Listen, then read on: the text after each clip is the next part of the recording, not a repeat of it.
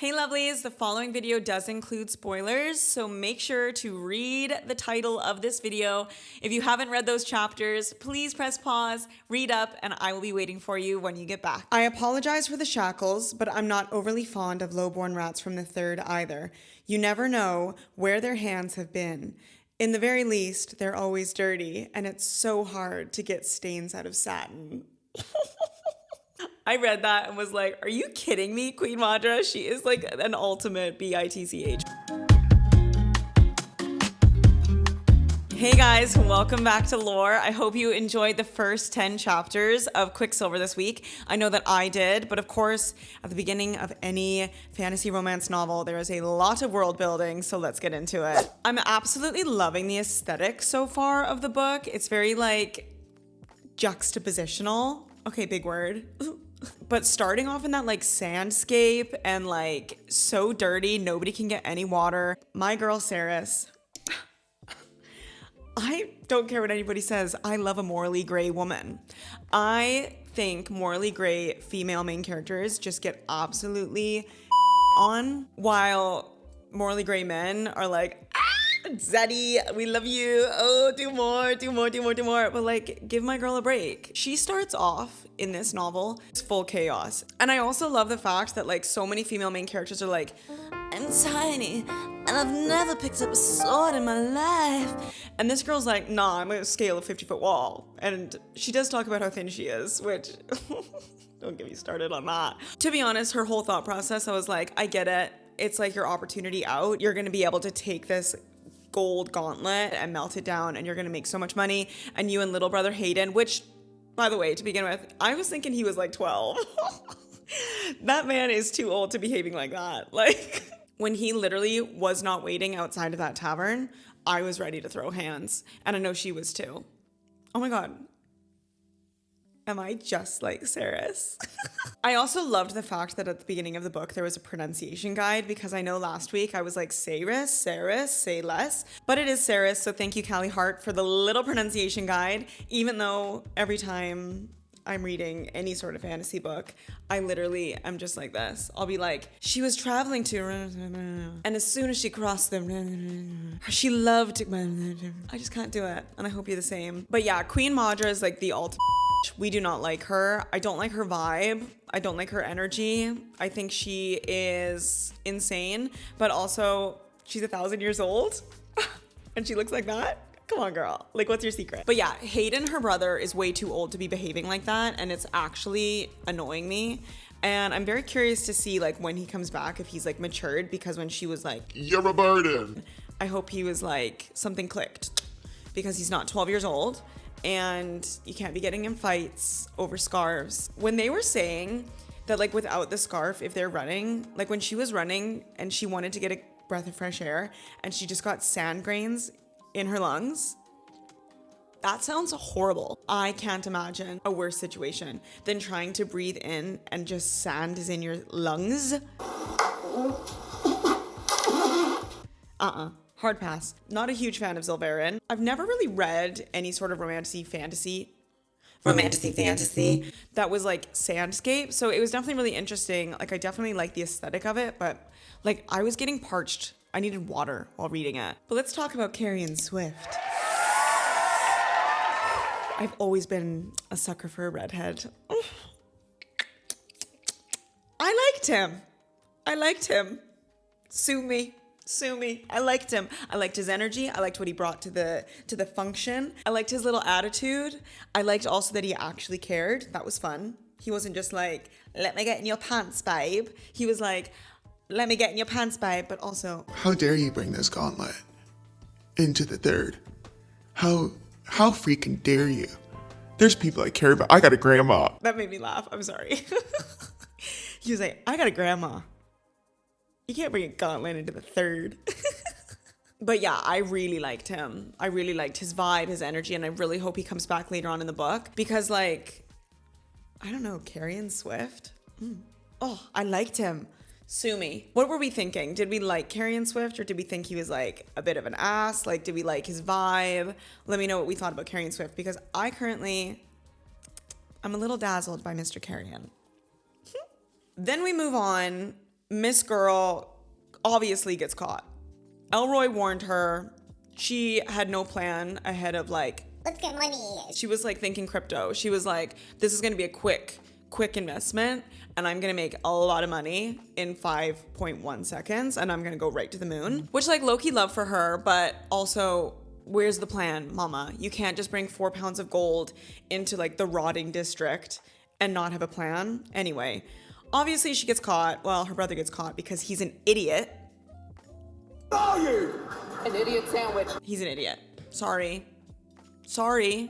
He's an idiot. Although Hayden Fane is a phenomenal name, but also why is his name so like basic and her name is Saris? Like there's something there. There is some tea there that we are going to figure out. That's like being named like Esmeralda and John. The parents hated the son. Just kidding. Anyway, she gets in a fight. Also, sorry, that one guard who was like, he was like, show me what you got. Oh, tea. I loved it. But when she took down those two guys, like, gosh, and then we find out that she can actually like sword fight, gagged. That was crazy to me. Because always these girls are like, I don't know what to do with my hands. And suddenly she was like, whisha, and she knew how to fight. I loved that. I like her energy. I like her vibe. I like that she's like scrappy as heck. Like she knows how to fight. She knows what she wants and she's gonna get the job done. And what she wants is to get the hell out of the third, which I get because it sounds like an absolute dive. I would not want to be from the third. I think I'd be from the hub. Do you guys think I'd be from the hub? So she obviously gets captured. She takes one for the team for her brother. Don't get it. He's annoying me. Sorry. Maybe you love him. I don't buy that little foolish charm. Grow up. So Saris basically slags her brother off. She's like, you're an absolute burden. You're a burden, babe. Oh my God, I was gagged. He was gagged too. He was crying and then he was like, he turned to stone. He was like, okay. Also crazy behavior. Your sister does everything for you. You're gambling. She calls you a burden one time, which tracks, and you've got an attitude? Okay, whatever. He pisses me off. She gets captured, and Captain Heron, I love a little bit of him. I know he had his like 10 seconds of fame in this book, but like, I feel like we got a lot of information through his character very quickly. For example, one of my favorite quotes in these chapters was, death is an open doorway that's meant to be walked through. On the other side of it lies peace. Count yourself lucky that you get to make the journey at all. Which then we find out later on that he's like, I can't die. She won't let me. What does that mean? Maudra's a human, but she's 1,000. She's like the prettiest person alive. And I'm like, what tea are you drinking? Because how are you making your guardians? Like, are all the guardians not able to die? Okay, they can die, but can they not spiritually die? Like their like soul can't pass on to whichever gods they believe in, which they don't really believe in gods. They just call them the gods. Tea. Obviously they're in like the stone castle. It's amazing. We love it. But then they get to that room, which is like spooky. Like my imagination of that was so spooky. I also was kind of thinking of like Indiana Jones, and maybe that's crazy, but I feel like I don't have a great mind's eye. Like my third eye needs to be awoken. Obviously she sees the lever. She's drawn to it. We understand why.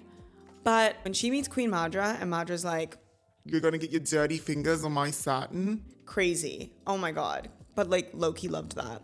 Hate her. Not a fan. But like, you know when you hate somebody but you also want them to like you? That's me and Queen Maudra.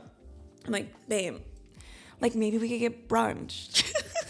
Anyway, she's like, You're dead, your family's dead, your father's dead, your mother's dead, your brother's dead, your friends are dead, your town is dead. Everybody's gonna die because you stole 4 pounds of gold. Saris, this is what I'm talking about, babe. Think one step ahead. And I feel like this is going to come back to haunt us. I feel like she is not going to think before she acts. Which, like, fine. I get it. Like, you're just living your truth. But, like, just, like, one thought. Let's have one full thought before we act. That's my challenge for you, Saris, this week. Was not expecting her to get absolutely skewered by Captain Heron. But also, why was he talking her through it?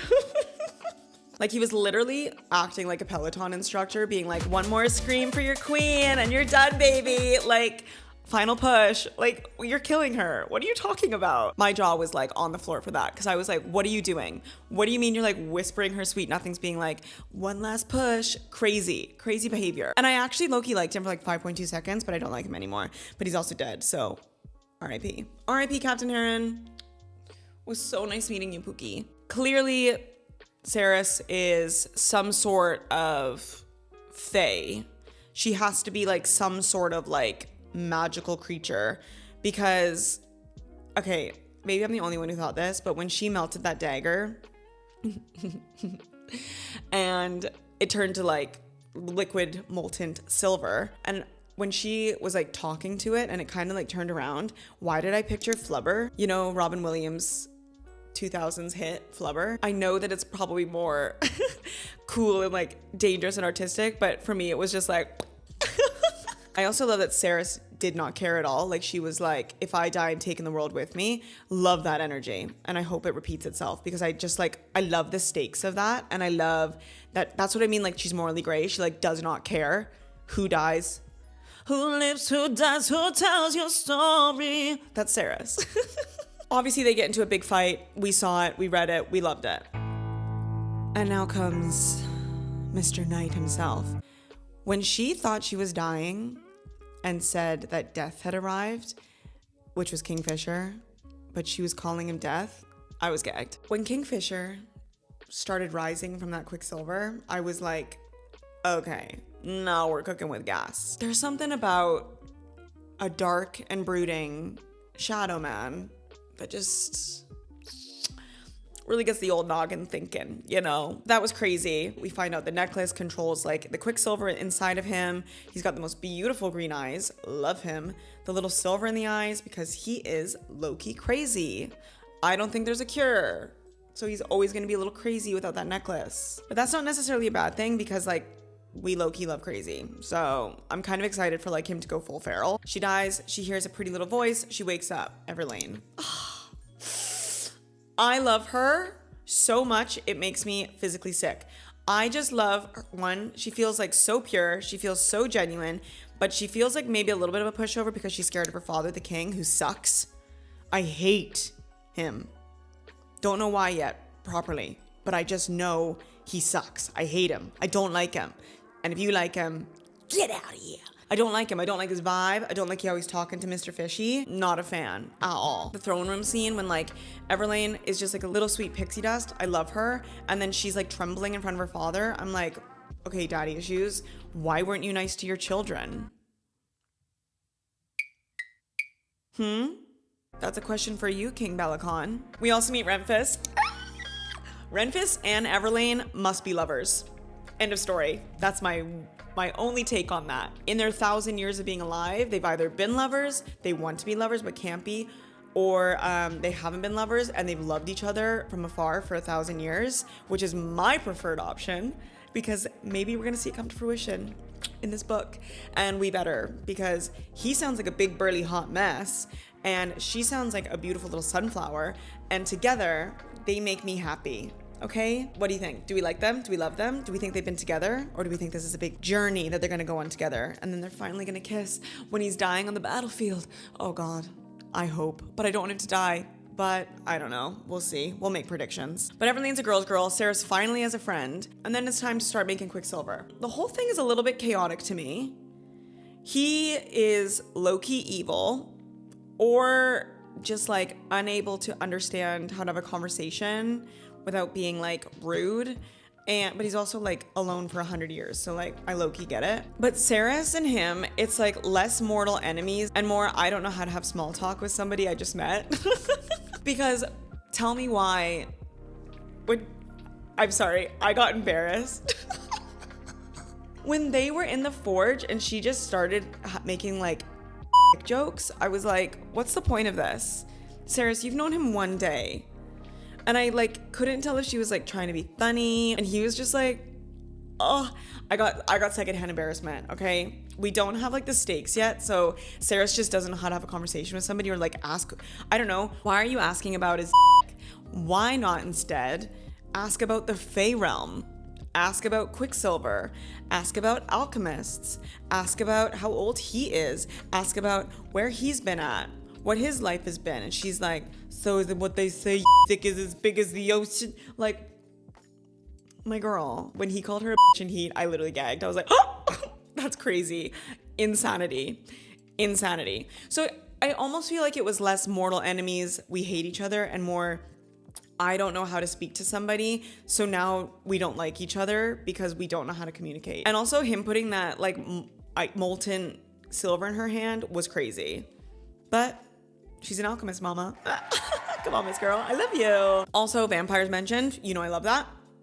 I'm a vampire girl. Team Edward. I always will be. I love a vampire. I love a canine. I would be a vampire. I'd be a sexy vampire. I know what you are. Can you imagine? That'd be so cool. If I had to be anyone, like a witch, a werewolf, or a vampire, without a doubt, every single time I'd pick vampire. Oh, it'd be so cool. I don't know why. I've watched too much of the originals, Vampire Diaries, Twilight, all of them, everything. I just love vampire lore. Very Bella Swan Googling vampire. And there we have it. It ends with a sucker punch from Ceres. Wouldn't expect anything less. She can't talk to people. She chooses violence and she makes dick jokes. Okay, love you, girl. You're just like me. We had a lot of world building, trying to figure out who characters are, trying to figure out where we are. Obsessed with Avelia. That like snowy, icy landscape is very up my alley. It reminds me of like Winterfell, and I love that. I feel like it's so cozy, but she's so cold all the time, and I get it, because she's like from a place where there is only sunshine, which I would hate. Can you imagine if the sun never set? Spooky. Also, loved the detail when she touched the god of chaos's shoe. I really loved that. I thought that was like a fun detail that like, even though they aren't her gods, she still like was scared of them and respected them. And then opposite wise, Kingfisher just flipping off all the gods while they walked by, and it was like so blasphemous. Also loved that. I feel like you got like a really good insight into his character and that he does not literally care about anything. I thought that was really cool. Also, brother and sister. I thought that from the first moment they met. I was like, those two are 100% going to be siblings.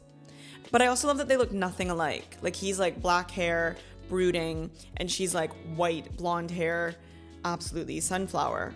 So I love the juxtaposition of that. I think that's really cool. And obviously Renfis and Fisher were like best friends in their childhood. They still love each other. There's going to be some deeper lore. We're going to get there. Lore. Hi, welcome to the book club. Now it's time for our book boyfriend of the week. Drum roll, please. I'm giving it to Carrie Swift. I know you're probably expecting it was going to be Kingfisher, but so far he's just grumpy. And grumpy doesn't do it for me. I thought he was like charming. I thought he was funny. I liked that he cared. So Carrie Swift wins it for the week, and I'm curious if we're gonna see him again. I assume we will. Let me know if you agree or if you think there should be a different book boyfriend of the week. But I am giving the award to Mr. Carrie Swift. Now let's move on to Would I Survive these 10 chapters. Chapter 1, no, I would not survive because I cannot scale a 50-foot wall. Chapter 2, yes, I would survive because I can argue with an old man and I love whiskey. Number 3, unfortunately, I would die because I cannot sword fight 3 trained guardians of a queen. Yeah. Number 4, yes, I can take a punch from a 1,000-year-old monarch. I definitely would be able to do that. I got a strong jaw. I can take a punch. Number 5, no, I unfortunately would not survive being stabbed in the gut. I also cannot manipulate metal, so I would be dying in chapter 5. Number 6, yes, I would survive because I love ice cold water. I can love a hot bath, and I like girl time. So 100% I would survive. Plus, she gets to wear a corset dress. I'm not only surviving, I'm thriving in chapter 6. Number 7, I'm living. I can bow to a king that I hate. No problem. No questions asked. I'll curtsy. I'll get that knee on the floor. It'll all be good. Number 8, yep, no problem. I can chill in the library. I am alive and well in chapter 8. Number 9, yes, I deep clean my flat every Sunday. So I will be alive. And number 10, yes, I will be alive. However, I would have a hole burned into my hand because again, I cannot manipulate silver. So far, I have a 70% chance of survival in Quicksilver. Pretty good odds. Let me know what your odds are. Would you survive? I don't know. Maybe some people hate cold water and corsets and they just don't think that they could survive that chapter. I've got a 70% survival rate. Huge day for me. Round of applause. Now for our quote of the week, it is one of my favorites, and I feel like you guys will like it as well. And it is by our girl Saris, and she said, "Of course death was beautiful. How else would anyone choose to go with him without putting up a fight?" Absolutely love that. Such a good quote. And the fact that death is Kingfisher, T. Also, that you'll always go with him. He's beautiful. I think that that's like low-key foreshadowing to that she will always choose him, or like that she'll follow him somewhere. But I loved that. Of course, death was beautiful. How else would anyone choose to go with him without putting up a fight? And she did have a hole in like her stomach, so I don't think she had much fight left in her, but we do love you, Saris. Although, learn how to speak to people. It's not a request. Please. And our runner-up for best quote of the week was also by Saris, and she was speaking to Captain Heron, and she said, "It isn't disease that's contagious in my ward, Captain. It's dissent." Phenomenal. Absolutely great. They all have opinions, and a monarch that is leading in that way will hate that. So I really liked that. I thought it really painted her character, her ward's character, and instead of being like everybody's sick and dying, that they're all fighters, and I really liked that. This week's most likely to die first award, unfortunately, goes to Renfis. Yes, unfortunately. I do like our big burly man, but I feel like he's gonna die. I don't know when, I don't know why. I just feel like, yeah, he's gonna die. He's our current front runner for our first death in Quicksilver. Let me know what you think. Do you think Renfis is gonna kick the bucket within the next 10 chapters? No, not the next 10 chapters, but I definitely think he's gonna go. He's gonna croak. Oh, unfortunately. Sorry, Rennie. Our spice meter is currently a 0 out of 5, and also our tension meter is also a 0 out of 5. I don't understand how these two are gonna fall in love with each other. Ugh. I don't get any tension. I don't get any yearning. And maybe we're just not there yet. I'm looking forward to seeing how that evolves. But so far, it's a big ol' egg. It's a big ol' 0. No spice, no attraction, no sexual tension, no tension in general. This is currently just a book. Our power ranking this week from lowest to highest starts with Saris at the bottom. She doesn't understand her power, so I don't really give her any credit. Next, we have Kingfisher because he's a feral animal without a little piece of jewelry. Get yourself in check, control yourself, go to therapy, do anything, I don't know. Then we have Renfis, solely because he's got brute. He's a big boy, he's ready to fight. And then I think our most powerful so far is Miss Everlane. I think she's got power in the court. I think she's the king's daughter. And I think she is intelligent, old, strong, amazing, and I love it. Although we haven't seen a lot of her actual magic power. Clearly Kingfisher is very powerful and he's a bit of a show off when it comes to it. But that doesn't mean Everlane doesn't have a lot of power. And power works in many ways. It doesn't just have to be magic. So Everlane wins, our most powerful of the week. Now, my predictions going into next week, I do believe that Saris is going to be from a royal fae bloodline. I just think it kind of makes sense that even though Kingfisher said that there's like 1 drop of fae blood, I definitely think that she is from some very strong royal bloodline. And I do wonder if her family is the ones that got trapped in the other realm when the key was closed. Think about it. That's why nobody came looking for her. Does that make sense? I think I'm onto something there. I also think dragons will come back, and I love a dragon. Oh my God, I love a dragon. I love a dragon. And when there was a dragon in that big hall, I was so excited.